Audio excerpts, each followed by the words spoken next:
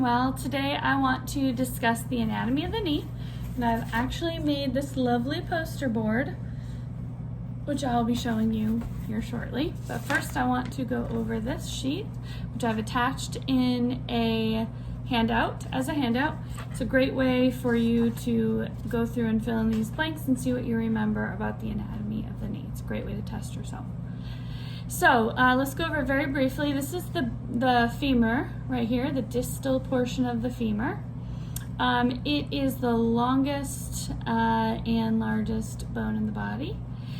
Directly on top of it, it's not attached, but it's actually floating there. There's the patella. It's the largest sesamoid bone in our body.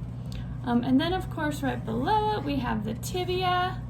And then directly to the side, on the lateral side, we have the fibula.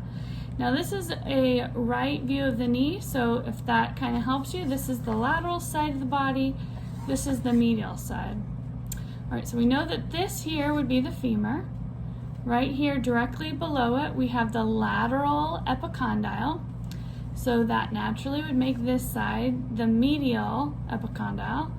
Then below that, we have the femoral condyles, which are on both sides. We have the lateral femoral condyle and then the medial femoral condyle.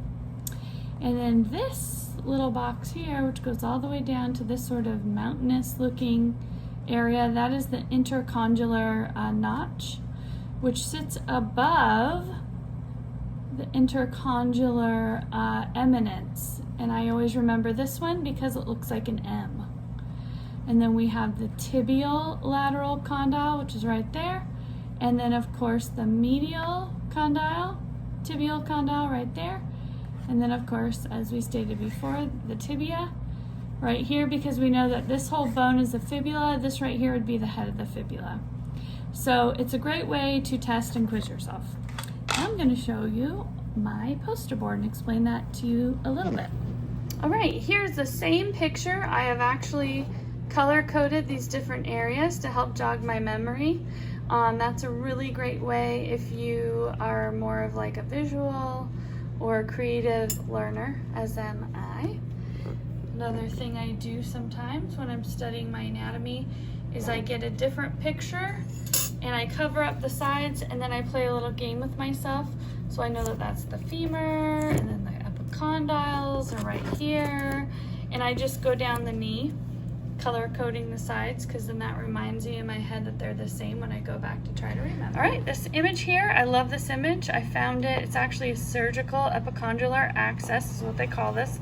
It's used in surgery to help doctors know how to position the femur for knee surgeries. But what I like about this image is that it shows that we have to kind of rotate the femur in order to make this line straight. So if this femur was just naturally resting, it would be off center, as you can see. And that's important for what I'm about to show you next. So I want to show these side by side. This is my daughter's knee. This is the picture I was showing you. I have outlined the epicondyles, as you can see. This is her leg relaxed. So what we want to do is draw that straight line between the two condyles and position it so that they are perfectly parallel to the IR. And that, my friends, is one reason why it's important to know your anatomy. All right, I just wanted to show you a picture of the patella. I wanted to go over briefly the anatomy of the patella because we use the apex to find our CR. It's the our CR for the AP and the obliques are 1/2 inch distal to the apex of the patella. So it's really important to know where the apex is. In the case of the patella, the apex is actually at the bottom, and the base of the patella is actually at the top. So it can get a little confusing, so it's important to remember that and to notate that. As well, you have the lateral border and then the medial border. And then on the posterior side, you have the facets, which connect, they kind of sit on top of the femur. And you have the medial condyle of the femur and then the lateral condyle of the femur. And then this image shows the surface for the patellar ligament. That just articulates with the ligament. So All right, I have my fluoro images. We have the AP knee and the lateral knee. These were done in an OR with a C-arm.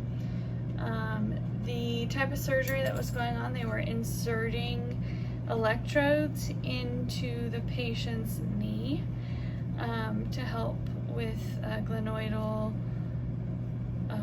nerve pain. I believe that's what these artifacts are from what I could get from the information in the article. But I found these images really intriguing just because they are just so perfectly positioned. Anyway, I want to point out some of the anatomy here. We have the patella, which is that darker kind of shadow. This is the femur, the tibia, and then of course the fibula is very faint. That might be the only critique other than the lack of a marker that I see here. But I'm going to assume we don't have the markers there, so I'm going to assume this is the medial epicondyle and that's the lateral, and that this is the lateral femoral condyle, this is the medial femoral condyle, the intercondylar notch, the intercondylar eminence, and then the tibial condyles right there. This, again, I don't know which side they were on, but there you can see the patella in the profile. This is one of the sides, so I'm guessing the epicondyle up here, the femoral condyle down there, and then the tibial condyle right there, and then the tibia. So, very interesting. All right, so I put together some handouts with all of these images, and hopefully that will help you freshen up and remember the anatomy of the knee. Have a good day. Thank you.